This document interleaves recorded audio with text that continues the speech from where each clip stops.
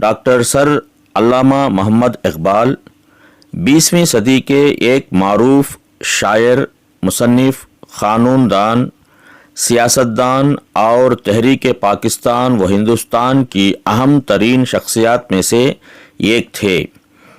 اردو اور فارسی میں شاعری کرتے تھے اور یہی ان کی بنیادی وجہ شہرت ہے۔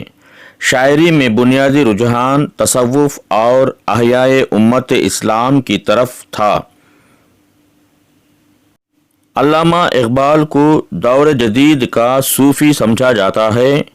بحیثیت سیاست دان ان کا سب سے نمایاں کارنامہ نظریہ پاکستان کی تشکیل ہے، جو انہوں نے 1930 عیسوی میں الہ آباد میں مسلم لیگ کے اجلاس کی صدارت کرتے ہوئے پیش کیا تھا۔ یہی نظریہ بعد میں پاکستان کے قیام کی بنیاد بنا۔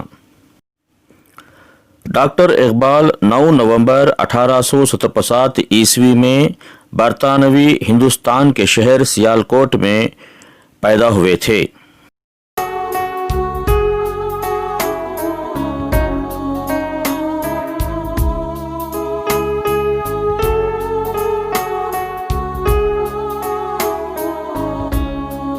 علامہ اقبال کے والد کا نام شیخ نور محمد اور والدہ کا نام شیخ امام بھی تھا۔ شیخ نور محمد ایک دیندار آدمی تھے، بیٹے کے لیے دینی تعلیم ہی کافی سمجھتے تھے۔ جب اقبال بسم اللہ کی عمر کو پہنچے تو انہیں مولانا غلام حسن کے پاس لے گئے اور اقبال کی تعلیم کا آغاز ہوا۔ ڈاکٹر اقبال کو قدرت نے صوفی باپ اور عالم استاد عطا کیا تھا۔ 16 برس کی عمر میں اقبال نے میٹرک کا امتحان پاس کیا، فرسٹ ڈویژن میں پاس ہوئے اور وظیفہ بھی ملا۔ اسکاچ مشن اسکول میں انٹرمیڈیٹ کی کلاسیں بھی شروع ہو چکی تھیں، لہٰذا اقبال کو یفے کے لیے کہیں اور نہیں جانا پڑا تھا۔ اس زمانے میں ہی ان کی شاعری کا باقاعدہ آغاز ہوتا ہوا نظر آ رہا تھا، اور اعلیٰ تعلیم کے لیے اقبال نے گورنمنٹ کالج لاہور میں آ گئے اور ہاسٹل میں رہنے لگے۔ یہیں انگریزی فلسفہ اور عربی کے مضامین منتخب کیے تھے۔ ایم.اے پاس کرنے کے بعد مزید تعلیم اور سفر کے لیے یورپ پہنچے۔ کیمبرج یونیورسٹی ٹرینٹی کالج میں داخلہ لے لیا۔ ڈاکٹر اقبال نے 3 شادیاں کی تھیں، کریم بی، مختار بیگم اور سردار بیگم۔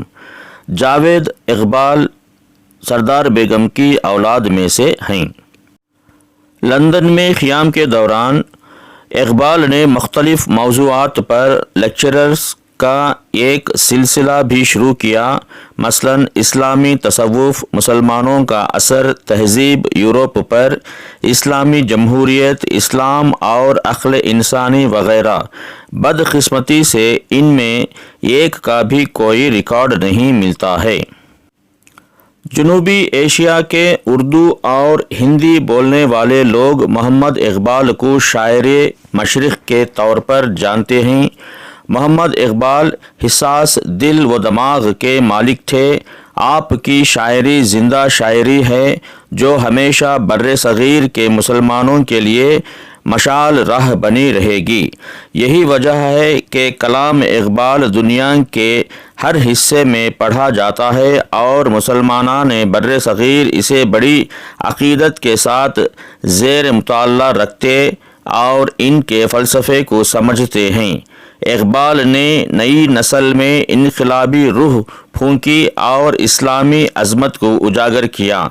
ان کے کئی کتب کے انگریزی، جرمنی، فرانسیسی، چینی، جاپانی اور دوسری زبانوں میں ترجمے ہوئے، جس سے بیرونی ملک بھی لوگ آپ کے متعارف ہیں، اور علامہ اقبال ایک عظیم مفکر مانے جاتے ہیں۔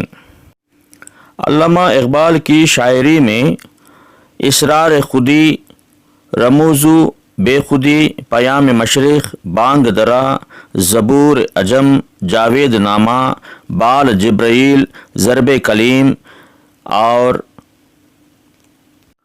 نظم سارے جہاں سے اچھا، لب پہ آتی ہے دعا بہت مشہور ہیں۔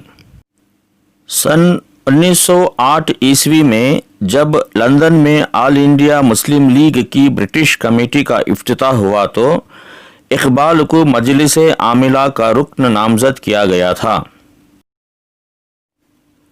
الہ آباد کے شہر میں آل انڈیا مسلم لیگ کا سالانہ اجلاس ہوا۔ قائد اعظم پہلے گول میز کانفرنس میں شرکت کے لیے لندن گئے ہوئے تھے۔ آپ کے ارشاد کے مطابق اس اجلاس کی صدارت اقبال کو کرنی تھی۔ یہیں انہوں نے وہ تاریخ ساز خطبہ صدارت دیا جو خطبہ الہ آباد کے نام سے مشہور ہوا۔ اس خطبے میں پہلی مرتبہ ہندوستان کے اندر ایک آزاد مسلم ریاست کا ٹھوس اور غیر مہم خاکہ پیش کیا گیا تھا۔ اقبال کی تعلیمات اور قائد اعظم کی انتھک کوششوں سے ملک آزاد ہو گیا اور پاکستان وجود میں آیا۔ اقبال کی شاعری کی وجہ سے ہندوستان میں ان کو محبت کرنے والے بہت آج بھی موجود ہیں اور ہندوستان میں ان کے یوم پیدائش کے موقع پر یوم اردو منایا جا رہا ہے۔